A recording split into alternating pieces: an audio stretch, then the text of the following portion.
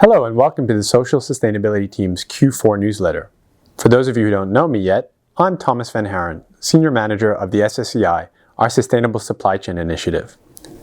I'm going to give you a few updates from the last 3 months of 2019. At the end of October, we hosted our 4th annual Sustainable Retail Summit in Berlin, which was a real success according to feedback we got from our delegates.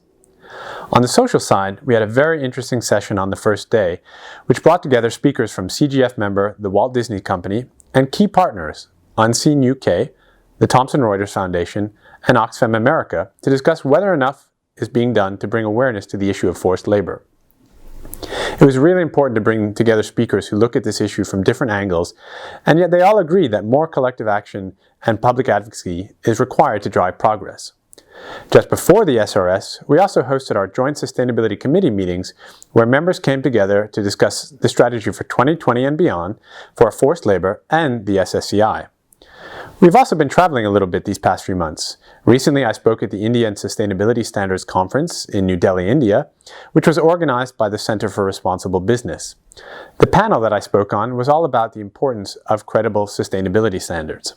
December 10th was also International Human Rights Day, and we took this opportunity to issue a statement to re-emphasize the need for increased collaborative action and faster progress within the industry and beyond, as well as the need for greater government leadership to help put an end to forced labor once and for all. The full statement that we issued on December 10th is linked in the newsletter below. Moving on to SSCI, it's been a very busy few months for us, as we've now officially launched the initiative with the publication of the first set of benchmarking documents. This initially focused on the processing and manufacturing scope. The criteria of SSCI are made up of 2 parts, social criteria and scheme management criteria. We're also starting the process of developing the primary production agricultural scope, as well as the at-sea seafood scope with the Global Sustainable Seafood Initiative. More news on that in 2020.